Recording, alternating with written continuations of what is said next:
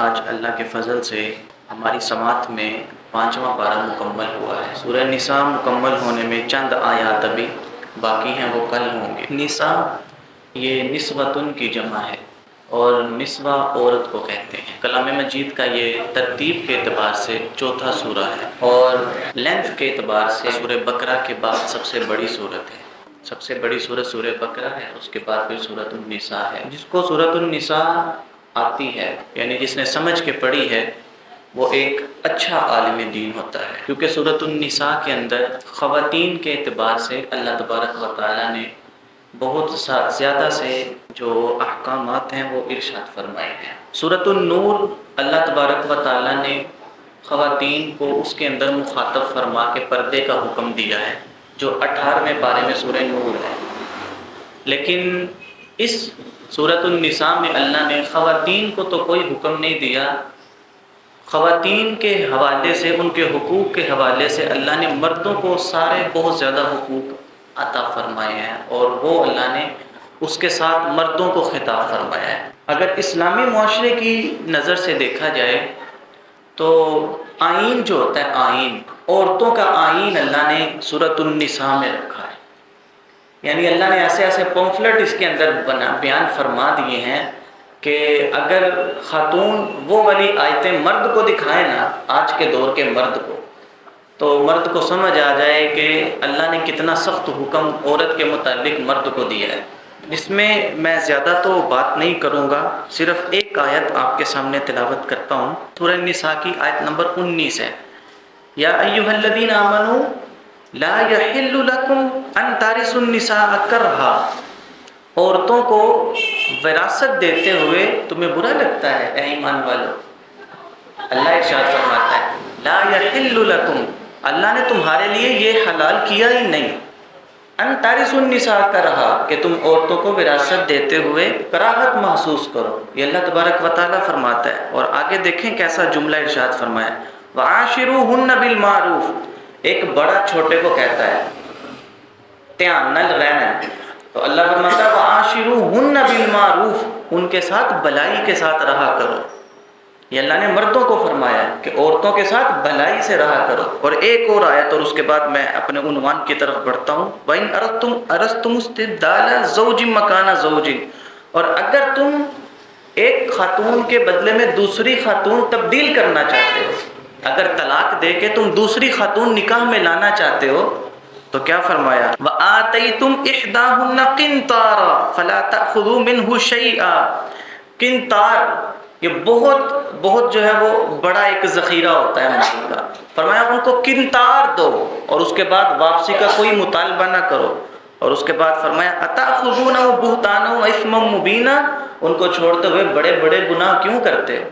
کیا تم ان کو چھوڑتے ہوئے ان کے اوپر بہتان تراشیاں کرتے ہو؟ یہ اللہ تبارک و تعالیٰ نے خواتین کے حقوق بیان فرمایا، اور دیکھیں کیسی پاکیزگی فرمائی، کہا تمہارے آباء و اجداد نے جن سے نکاح کیا ان سے تم نکاح نہیں کر سکتے۔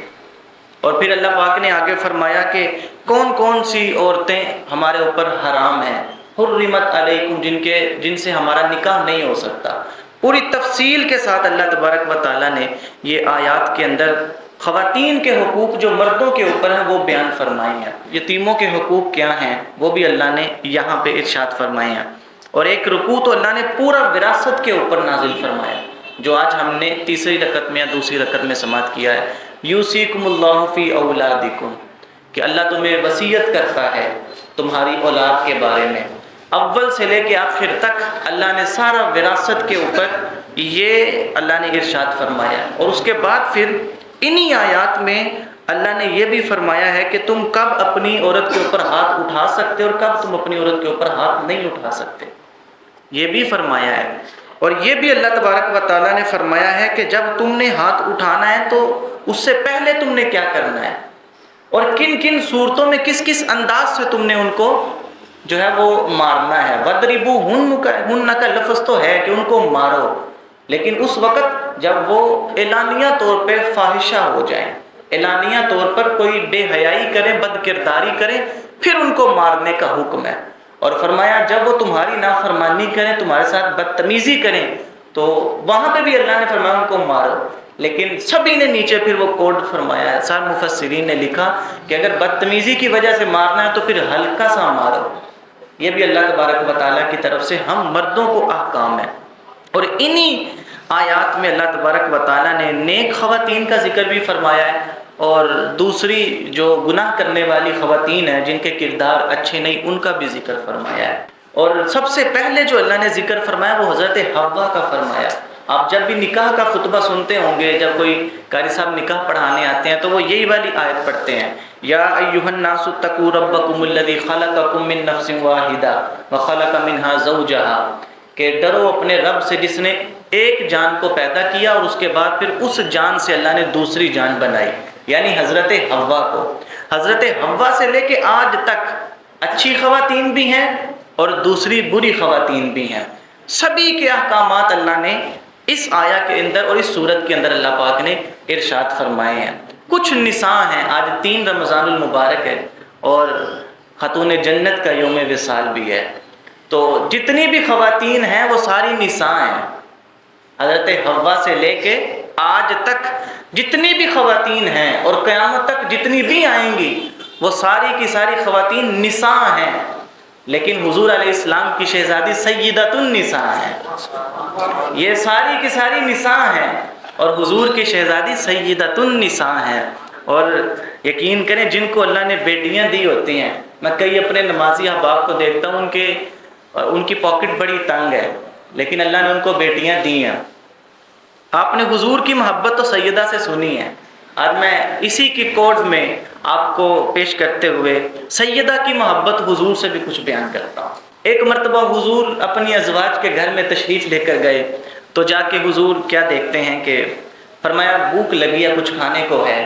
پہلی زوجہ کے گھر گئے تو کچھ میسر نہیں، دوسری کے، تیسری کے، سبھی ازواج کے گھر سے حضور جب نے پتہ فرمایا تو کچھ نہ ملا، حضور شہزادی کے گھر تشریف لے آئے۔ تو شہزادی کے گھر حضور تشریف لا کے تو فرماتے ہیں فاطمہ کچھ کھانے کو ہے؟ کہا حضور 3 دن ہو گئے ہمارے گھر بھی فاقہ چل رہا ہے، حضور کھانے کے لیے کچھ بھی میسر نہیں ہے۔ آقا علیہ السلام سے عرض کرتی ہیں حضور شہزادے بھی بھوکے ہی ہیں، علی بھی بھوکے ہی گئے ہیں آج کام پہ۔ تو جیسے ہی حضور گھر سے باہر تشریف لے کر گئے، اتفاق ایسا ہوا کہ کسی نے تحفہ کے طور پر سیدہ کے گھر میں 2 روٹیاں ساتھ میں سالن بھیجا۔ اب جیسے ہی وہ کھانا دیکھا تو بجائے بچوں کو کھلانے کے، خود کھانے کے، شوہر کے لیے رکھنے کے، کہتی ہیں بابا بھوکے ہیں اور کھانے کا پتہ کرنے آئے تھے، سب سے پہلے بابا کو پیغام بھیجتی ہوں کہ اگر آپ کے پاس وقت ہے تو تشریف لائیں، کھانا آ گیا، کھانا تناول کر لیں۔ بیٹیاں تو اپنی اولاد کے اوپر جان نچھاور کرتی ہیں، لیکن یقین کریں باپ کی جگہ کوئی بھی نہیں لے سکتا۔ بازو تو ہوتے ہیں بیٹے، لیکن یقین کریں کچھ وہ لوگ بھی ہوتے ہیں کہ جن کی بیٹیاں ان کے بیٹے ہوتے ہیں، اور ان میں سے ایک شخصیت حضور کی بھی ہے۔ حضور کی بھی بیٹی حضور کے لیے بیٹا ہے۔ اِنَّا أَعْطَيْنَاكَ الْكَوْثَرَ فَصَلِّ لِرَبِّكَ وَانْحَرْ، نسل تو بیٹوں سے چلتی ہے، لیکن ہم نے سیدہ کو وہ جگہ عطا فرما دی ہے، اے میرے حبیب آپ کی نسل ساری شہزادی کی نسل سے چلے گی۔ تو بیٹیاں بیٹوں کی طرح بھی ہوتی ہیں، اور یقین کریں جب بیٹیاں کھڑی ہوتی ہیں نا تو پھر بڑی جگہ دیکھا ہے کہ بیٹے وہاں کھڑے نہیں ہو سکتے، یہ ایسی قربانیاں دیتی ہیں۔ تو پریشان نہ ہوا کریں، اگر آپ کی پاکٹ کچھ تنگ ہے تو اللہ ثانیہ فرمائے گا، اور یہ بیٹیوں کے مقدر اللہ دیتا ہے، ڈرا نہ کریں۔ اللہ اکبر کبیرہ۔ صاحبان یہ خواتین کے مسائل اللہ نے سورۃ النساء کے اوائل میں بیان فرمائے، اور سورۃ النساء کے اواخر میں اللہ نے یہود و نصارہ کے جو وہ اسی انداز سے حضور علیہ السلام کے خلاف ہر روز کوئی نئی چال چلا کرتے تھے، اس کے بارے میں بھی اللہ نے ارشاد فرمایا۔ اس کے حوالے سے بھی میں سورۃ النساء کی آیت نمبر 51 کا کچھ پیش کر کے آپ سے اجازت لیتا ہوں۔ ہوا یہ کہ حضور مکہ سے مدینہ تشریف لے آئے۔ اب مدینے میں یہودی بھی رہتے تھے، حضور کا ان کے ساتھ معاہدہ ہوا، جو اسٹوڈنٹ بیٹھے ہیں توجہ کیجیے گا، حضور کا یہودیوں کے ساتھ معاہدہ ہوا کہ اگر مکے والوں نے ہم پہ حملہ کر دیا تو تم لوگ ہمارا ساتھ چاہے نہ دینا، لیکن ان کے ساتھ مل کے ہمارے خلاف نہ چلنا۔ ہمارے اوپر دعویٰ نہ بولنا۔ یہودیوں نے کیا کیا کہ یہودیوں نے آپس میں مشاورت کی بدر کے بعد، احد ابھی قریب قریب ہی تھا، تو انہوں نے مشاورت کی، مشاورت کر کے یہ لوگ ایک وفد بنایا انہوں نے، اندر کعب بن اشرف ایک سب سے بڑا یہودیوں کا عالم تھا، یہ وفد کی شکل میں مکہ گیا، اور مکہ جا کے اس وقت ابو سفیان مسلمان نہیں ہوئے تھے، تو ابو سفیان اور ابو جہل کے پاس جا کے یہ ٹھہرا، اور ساتھ میں اس کے جو وفد کے افراد تھے وہ بھی ٹھہرے۔ انہوں نے کہا تم لوگ باہر سے حملہ کرو، ہم لوگ اندر سے حملہ کریں گے، تم لوگ باہر سے کرو، ہم لوگ حضور پر اندر سے حملہ کریں گے، اور اسلام کو اندر سے ہی کاٹ دیں گے، ختم کر دیں گے، باقی آپس کی لڑائیاں بعد میں لڑتے رہیں گے۔ اب مسئلہ کیا ہوا، جب انسان گناہوں والے انسان کے ساتھ چلتا ہے اور برائی کے ساتھ چلتا ہے، اس کو کتنا بڑا ہرجانہ دینا پڑتا ہے، یہ توجہ کیجیے گا۔ اب جیسے ہی انہوں نے وہ بات کی تو انہوں نے بات تو سن لی، لیکن ابو سفیان سردار تھے اور پرانی مار کھائی ہوئی تھی، تو کہتا ہے کہ دیکھیں جی ہمارا مذہب اور ہے، تمہارا مذہب اور ہے، تم اہل کتاب ہو، تم حضور کے زیادہ قریب ہو، انہوں نے نام لیا، تم حضور کے زیادہ قریب ہو، وہ بھی اپنے آپ کو اہل کتاب کہتے ہیں، کتاب بھی ان کے پاس ہیں، اور تم بھی اہل کتاب ہو، ہمیں دلیل دو، تم ہمیں چھوڑ کے نہیں جاؤ گے۔ اب انہوں نے کہا آپ کیسی دلیل مانگتے ہیں؟ تو اس نے کیا کہا، اس نے کہا دیکھو تمہارے مذہب میں سجدہ نہیں ہے اللہ کے سوا کسی کو، ہمارے مذہب میں ہے، اگر تم اس بات کا ہمیں یقین دلا دو کہ تم ہمارے ساتھ ہو، تو اس کی علامت یہ ہے کہ جن بتوں کو ہم سجدہ کرتے ہیں ان کو سجدہ کرو۔ اب کلام مجید کا یہ 5واں رکوع یہاں سے شروع ہو رہا ہے 5ویں پارے کا، الم تر الی الذین اوتوا نصیبا من الکتاب یؤمنون بالجبت والطاغوت۔ اللہ فرماتا ہے جن کو کتاب دی تھی انہوں نے کیا کیا، ان کے ساتھ ہوا کیا کہ جب حضور کے خلاف وہاں سے مدد مانگنے گئے تو انہوں نے کہا سجدہ کرو، اب اندر پھنس گیا، پیچھے بھی نہیں جا سکتا اور سجدہ بھی نہیں کر سکتا، تو پھر مجبوراً اس نے بھی اور اس کے ساتھ جتنے بھی آئے تھے سب نے بتوں کو وہاں پہ سجدہ کیا۔ تو اللہ فرماتا ہے یؤمنون بالجبت والطاغوت، اور تم نے مومنوں کے خلاف چلنے کے لیے، اے کتاب والو تم نے مومنوں کے خلاف چلنے کے لیے طاغوت کے اوپر ایمان لانا شروع کر دیا، تم نے طاغوت کو سجدہ کرنا شروع کر دیا۔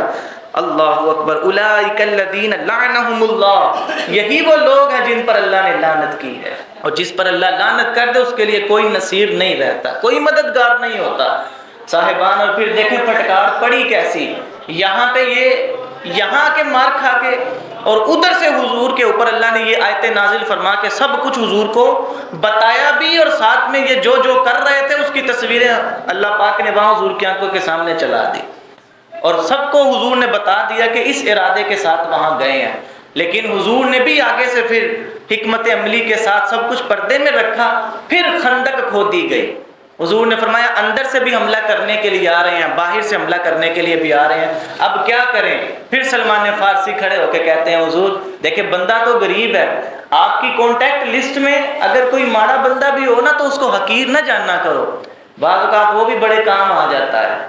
تو حضرت سلمان فارسی ہے تو غلام تھے لیکن آج کام آئے، کھڑے ہو کے کہتے ہیں حضور ہمارے علاقوں میں خندقیں کھودی جاتی ہیں، حضور فرماتے ہیں ہم میں سے کسی کو کھودنی نہیں آتی۔ کہا حضور یہ بندانہ چیز کس لیے ہے؟ بتاتا جاؤں گا، خندق کھودتے جائیے گا۔ بس پھر سلمان فارسی کے کہنے پہ خندق کھودی گئی جس کو غزوہ خندق کا نام دیا گیا، اور اللہ تبارک و تعالیٰ نے پھر ایک مرتبہ سے کفار سے بھی، یہود سے بھی اور نصارہ سے بھی حضور علیہ السلام اور مومنین کی حفاظت فرمائی۔ جو تقوی اختیار کرتا ہے اللہ اس کے لیے راستے کھولتا ہے۔ وآخر دعوانا الحمدللہ رب العالمین۔